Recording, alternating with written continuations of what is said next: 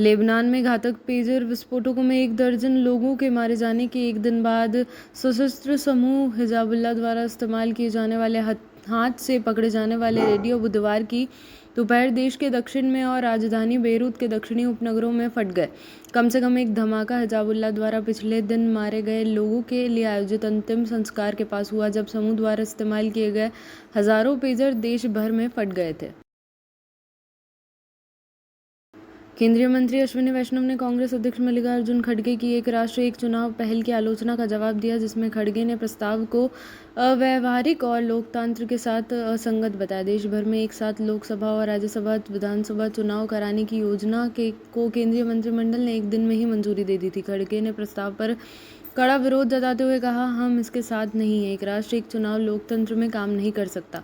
अगर हम चाहते हैं कि हमारा लोकतंत्र जीवित रहे तो चुनाव आवश्यकता अनुसार होने चाहिए। जवाब में वैष्णव ने कहा, विपक्ष आंतरिक दबाव महसूस करना शुरू कर सकता है, क्योंकि परामर्श प्रक्रिया में भाग लेने वाले 80% से अधिक उत्तराधिकारों ने सकारात्मक समर्थन व्यक्त किया है, खासकर युवा जो इसके बहुत पक्ष में हैं। प्रधानमंत्री नरेंद्र मोदी की अगुवाई में केंद्रीय मंत्रिमंडल ने पूर्व राष्ट्रपति रामनाथ कोविंद की अध्यक्षता वाले पैनल की सिफारिशों के आधार पर एक राष्ट्र एक चुनाव प्रस्ताव को मंजूरी दी। पैनल की सिफारिशों में शुरुआती कदम के तौर पर लोकसभा और राज्यसभा विधानसभाओं के लिए एक साथ चुनाव कराना और उसके बाद 100 दिनों के भीतर समन्वित स्थानीय निकाय चुनाव कराना शामिल है। इसके अलावा पैनल ने इस सिफारिश के क्रियान्वयन की निगरानी के लिए एक कार्यान्वयन समूह के गठन का प्रस्ताव रखा है।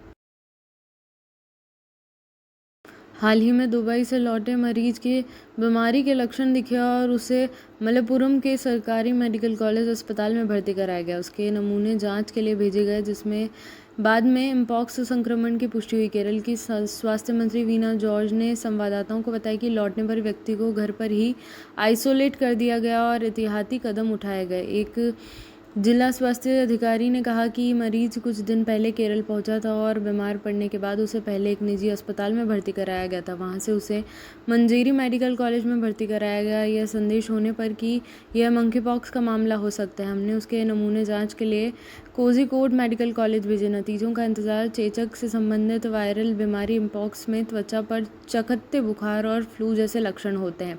यह त्वचा से त्वचा के संपर्क से फैलता है और खुद को सीमित कर सकता है। हालांकि कुछ मामलों में यह घातक भी हो सकता है। विश्व स्वास्थ्य संगठन द्वारा अंतर्राष्ट्रीय चिंता का सार्वजनिक स्वास्थ्य आपातकाल घोषित किए जाने के बाद अगस्त से ही केरल में एमपॉक्स के लिए अलर्ट जारी किया गया है। राज्य में इससे पहले 2022 में इस बीमारी के मामले सामने आए थे। भाजपा से सुषमा स्वराज और कांग्रेस से शीला दीक्षित बाद अतिशी दिल्ली की तीसरी महिला मुख्यमंत्री बनने जा रही। स्वराज का कार्यकाल संक्षिप्त था, जो 13 अक्टूबर से 3 दिसंबर 1988 तक केरल के 52 दिनों तक चला, जबकि दीक्षित ने दिसंबर 1988 से 2013 तक लगातार 3 कार्यकालों के लिए पद संभाला, जिससे वह सबसे लंबे समय तक सेवा करने वाली मुख्यमंत्री बन गई।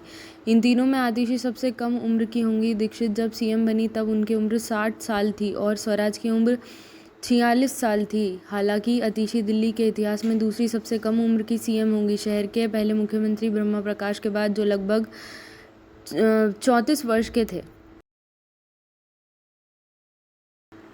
भारत ने महत्वपूर्ण सिंधु जल संधि में बदलाव की मांग करते हुए पाकिस्तान को नोटिस भेजा है। भारत सरकार ने संधि में संशोधन की मांग करते हुए पाकिस्तान को एक औपचारिक नोटिस भेजा है। नोटिस में उन परिस्थितियों में मूलभूत परिवर्तनों पर प्रकाश डाला है जिनके लिए संधि की समीक्षा की आवश्यकता थी।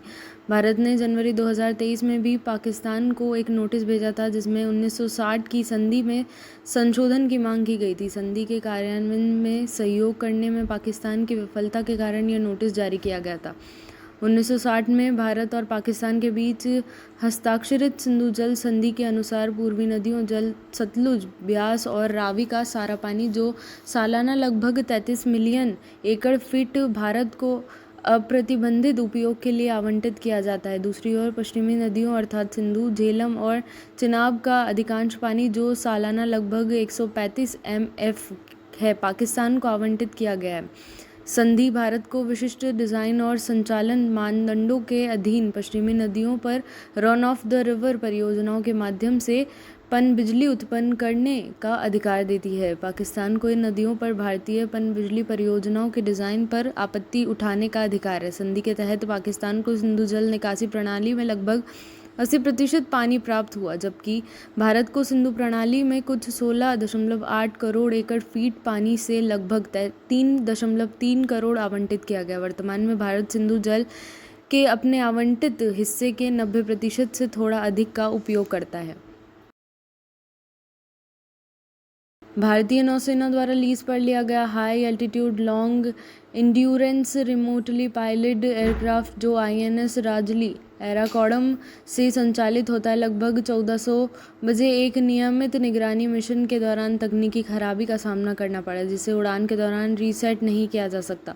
विमान को समुद्र के ऊपर एक सुरक्षित क्षेत्र में ले जाया गया और चेन्नई के समुद्र में नियंत्रित तरीके से उतारा गया।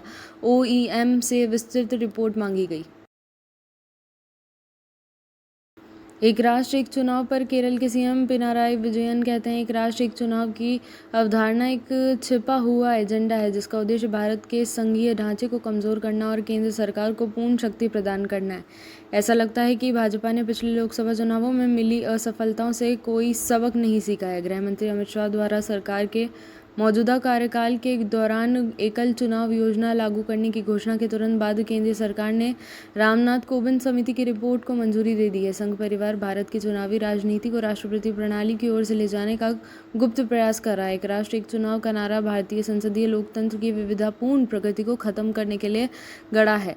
भारत के प्रत्येक राज्य की अपनी अनूठी परिस्थितियां और पृष्ठभूमि है। इन मतभेदों को नज़रअंदाज करना और राज्य में उठने वाले राजनीतिक मुद्दों पर विचार किए बिना यांत्रिक रूप से चुनाव कराना या तो मजबूत केंद्रीय शासन को लागू करेगा, लोगों के जनादेश को कमज़ोर करेगा, जिससे अंततः लोकतंत्र नष्ट हो जाएगा।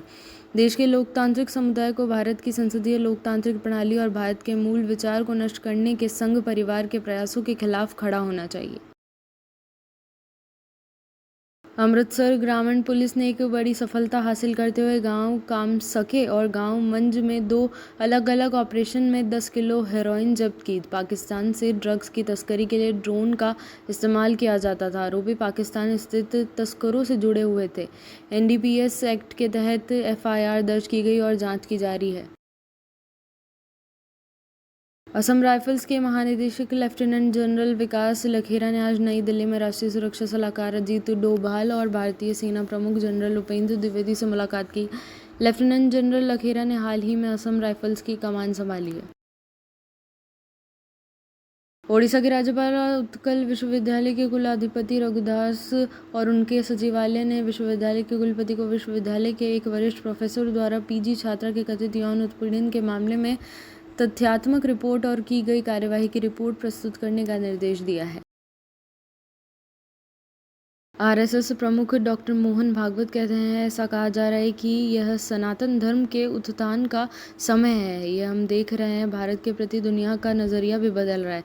तीनों वेदों को सुबोध भाषा और उचित क्रम में उपलब्ध कराना भी इसका संकेत है और हमारे लिए आगे बढ़ने का एक माध्यम है। हिमाचल प्रदेश कैडर के 1993 बैच के IPS अधिकारी अनुराग गर्ग ने नारकोटिक्स कंट्रोल ब्यूरो के नए महानिदेशक का पदभार संभाला है। इससे पहले वे नई दिल्ली स्थित सीमा सुरक्षा बल के मुख्यालय में अतिरिक्त महानिदेशक के पद पर कार्यरत थे। रक्षा मंत्री राजनाथ सिंह ने ट्वीट किया, प्रधानमंत्री नरेंद्र मोदी के दूरदर्शी नेतृत्व में भारत पहले की तरह बड़े सुधार कर रहा है। आज केंद्रीय मंत्रिमंडल ने एक राष्ट्र एक चुनाव पर उच्च स्तरीय समिति की सिफारिशों को स्वीकार कर लिया। हमारे लोकतंत्र को मजबूत करने के लिए PM मोदी का अटूट संकल्प इस प्रगतिशील निर्णय में परिलक्षित होता है। प्रधानमंत्री नरेंद्र मोदी ने ट्वीट किया, इससे सभी को गर्व होगा कि चंद्रयान 4 को कैबिनेट ने मंजूरी दे दी है। इससे कई लाभ होंगे, जिसमें अंतरिक्ष प्रौद्योगिकियों में भारत को और अधिक आत्मनिर्भर बनाना, नवाचार को बढ़ावा देना और शिक्षा जगत को समर्थन देना शामिल है।